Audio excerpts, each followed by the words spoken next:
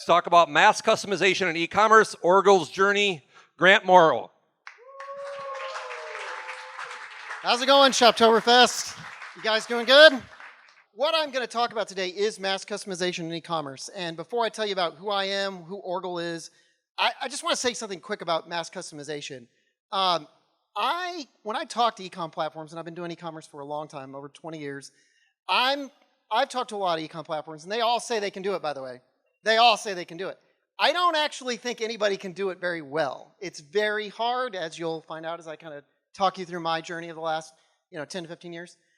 So I'm still chasing, at times. I'm still kind of chasing that, trying to figure out how we're going to make it work, how we're going to make it a little better. So I kind of think when you say, mass customization, it's kind of buzzwordy, and I always kind of get, I kind of get a little bit weird about when I start using buzzword terms. So I always like to say like, hey, we're just trying to do this, and what is this? So let me get into it. Who is Orgill, first and foremost? We're a hardware distributor. We sell to 6,000 home improvement hardware stores, farm stores, lumber yards across the US, Canada, and a number of other countries. Orgill's a $4 billion company. It's the biggest company you never heard of. It's also 177 years old. It's pre-Civil War. It's crazy. So with that, our dealers are very salt of the earth kind of people. They're just small independent retailers trying to sell to people who have very real needs. Like, somebody needs a toilet flap right now, because their toilet's broke, they need that. And they go in because they need to go to the closest place. So we don't sell to Home Depot, we don't sell to Lowe's, we're just selling to this particular channel. Our competitors are ones you'll know a little bit better, like Ace Hardware, Do It Best, True Value, these guys. Some of them were bigger than them, actually. That's why I say they're the biggest company you've probably never heard of. But my role at Orgill is to help those guys be successful. That's our mission statement, help our customers be successful. My role is to help them with e-commerce. So I'm director of e-com, and everybody goes, oh, you must do all these different things on the distribution side. I'm like, no. I'm trying to help these little guys be successful with e-commerce and give them solutions.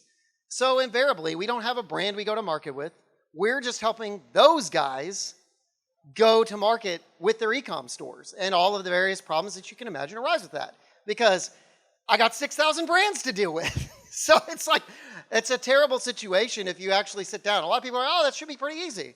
But it's not, as I'll kind of get into it. So when I came to Orgill about 10 years ago, there was a homegrown platform that they had built in-house, which is, my first reaction was, oh no, oh God, what are you guys doing? And it looked terrible, by the way. It was awful. And they needed to be shut down as fast as possible because it was full of holes. It looked awful. I was like, what are we doing here? I always make the statement that Orgill, we're just trying to sell hammers. Okay, so these folks we should not really be building technology, right? Shouldn't be our forte. So that was kind of one of the first objectives, was close that thing down that they built in the early 2000s. And so we went with the mass market provider. You may have heard of them, Volusion. We went with them. We said, hey, you know what? It's templated. We'll roll it out. There's mass customization right there. It's just templated. And we'll feed them a bunch of data from what's in the warehouse, product data. Done. We did it, right? It's done. Well, we found out pretty fast that it wasn't that easy. So what ended up happening was, obviously, immediately a slew of requests from all these hundreds of sites we launched. Hey, I need it to integrate to my point of sale system. Hey, I've got problems setting up product data. Hey, I need this, I need that. And we're just like, okay, well, we can't do that. It's a mass market platform. They're not gonna change anything. All we can change is the look and feel. And even then, not much you can do with that. So we looked at the situation and we said, what are we gonna do with this? How are we going to actually provide them with something they really feel is theirs? So we kind of sat down and set ourselves a task to re-look at it and say, we can't do this basically quick little templated websites and inject a bunch of stuff that's in the warehouse and call it a day. So we went and talked with dealers who had actually broken out, tried investing in e-commerce, which, by the way, none of our guys really do that. They don't spend any money at all. It's a problem. But anyhow, so we ended up going out there and asking them, what have you done? You've been spending a lot of effort on this. Tell us what you've done. What's your challenges? And the feedback we got was not entirely surprising, but what was surprising to us was how much money and redundancy, replication of effort all these guys are doing They're little small, 5 to 10 locations. Sure, there's some bigger 100 location folks, but they're all doing the same thing. So 2 big challenges came out of that. 1, product data, right? That was one of the big challenges that we heard, that they needed help with product data because they're like, yeah, it's great, we can get what Orgill like drops into from their feed from the warehouse, but I don't buy everything from you guys. What about everything else I sell? You know, and I got people who are just sitting there keying their lives away in spreadsheets and all this other crap, and we're like, that's insane. You know, so that was the big discovery. And the second one was that we found out that the integration with our point of sale community is atrocious and terrible because there are 52, I think going on 53, because I've got some emails, different point of sale partners that Orgill has. It's nuts. And so I'm not going to be able to make all of those guys go away overnight. Obviously, there's bigger ones like Epicor and ECI that kind of dominate our industry, but it's really just nuts, the amount of effort everybody's doing to try to do all these integrations. So we said that's not going to work for us. So the first lesson I will leave you with today is don't assume you know what's best. Go and talk to your customers and ask them what their challenges are. Don't just take we'll just hand them this, it'll be fine, it's good.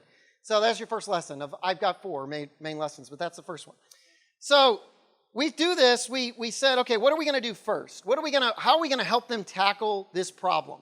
So we looked at the situation, and when we heard from these folks that were running after their own product data and doing all this effort to go after product data, we said, well, that seems like something we should start with first, right?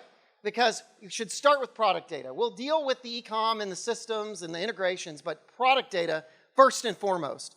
So we started an effort to help all of our dealers with their product data for everything they sell, even if it was competing product to us, which a lot of people go, why the hell would you do that? And it's like, well, they pay it. It's a paid program. They got to pay, so it's fine. We just need them to get online because these guys are terrible at marketing. And if they don't do online, guess what? They're just going to go out of business. They're not going to be found. Everybody pulls out your phone when you're going to make a decision. You're like, oh, crap, I got to go buy some nails right now. You're going to be like, oh, it looks like Home Depot's, I'm just going to go there. Like, where there could have been somebody that's like, half a mile away from you, and you could have just gone there. So that's really what we looked at. We said, we're going to help with product data first and foremost. So we started on this journey to create what we lovingly dubbed the industry PIM and started building this effort to create a whole database for these folks to easily have product data for a very low investment. We're talking like we subsidize it extremely heavily. So that's the second lesson, is start with product data. When you're trying to figure out to go down a road of either mass customization or just e-com in general, by the way, product data, start with that because it will pay you dividends long term. Let's see, where am I at here? So our next stop in the journey was that we had to figure out how to do customized mass e-commerce. So naturally, kind of looked around a little bit, talked to some partners, said we need to be able to customize the platform. It's got to be a thing. There's too many needs. It's too weird. There's this guy that does rental over here, this guy who he's well into sporting goods on this guy. Like this guy over here has extra requirements because he's got this weird homegrown point of sale system. It goes on, of course. And so we said, all right, we got to be able to customize an e-com platform. So we went with a provider called Unilog, and they're a very good platform in the B2B space. So we said, that's fine. We'll just teach them retail. Danger music should start. But anyways, but with teaching them retail, we obviously learned a lot of stuff. And we learned a lot of things. And this is part of the talk I would also tell you is, please learn from my mistakes, by the way. Don't make some of the mistakes. But really and truly, what we learned with that was, obviously, when you get into heavily customized enterprise projects, they are a rat's nest of requirements. And it goes deep, right? It's hard. It's one of those things that constantly evolves. It's usually bigger customers, by the way. So, that's always a problem with management. You're like, oh, we don't need to do that. Yeah, right. So that's really what we kind of looked at, because when we were looking at the situation, a lot of folks said, well, we should just build an e-com platform again, like we did, 20 years ago. And I was like, no, we should never do that. So that's the third lesson.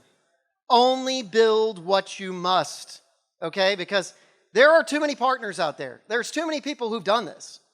Don't sit there and say, we're going to go out there, we're going to build our own e-com, and we're going to figure it all out. We're amazing, because you're just going to go down in flames at some point and spend a lot of money.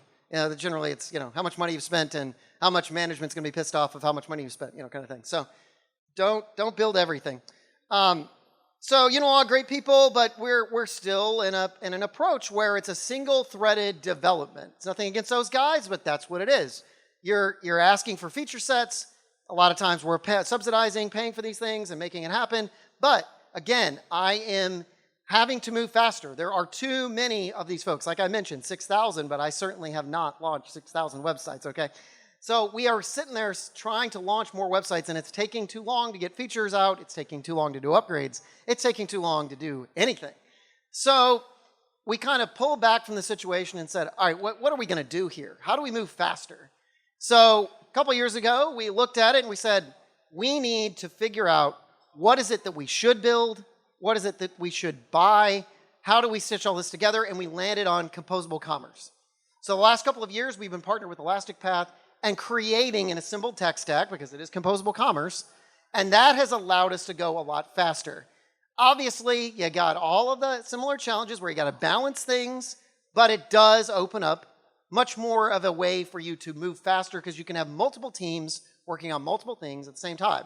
So I'm not here to shill for ElasticPath, but I'm here to definitely shill for Composable Commerce as a concept, because you guys should definitely think about that, because the number one problem in our industry is how fast can you move? How can you do that? And that's really what I would kind of tell you guys again and again. So the final lesson for you guys today is, even with mass customization, a lot of times you have to find a balance. You've got to find a way to say no sometimes, and it will be hard. A lot of you are like, there's going to be somebody, the CEO is going to be like, this is a big customer, you can't say no, you can't say no. Be like, but you don't need to do everything. You got to find out what is the right features to put out to your customers. So definitely listen to them, okay, obviously, listen to your customers, but you can't do it all. It's impossible. So with mass customization in e-commerce, you must figure out how you can configure everything so that you can deploy it at scale. Because what we're really after at the end of the day is scalability for mass customization. Because it's in the name, mass, but a lot of people lose it and say, oh, yeah, we do a mass. No, scalability. And that is what I will leave with you guys with today. So thank you so much, and I guess I will hand it out to somebody else. Thanks, Darren. Thank you, Grant.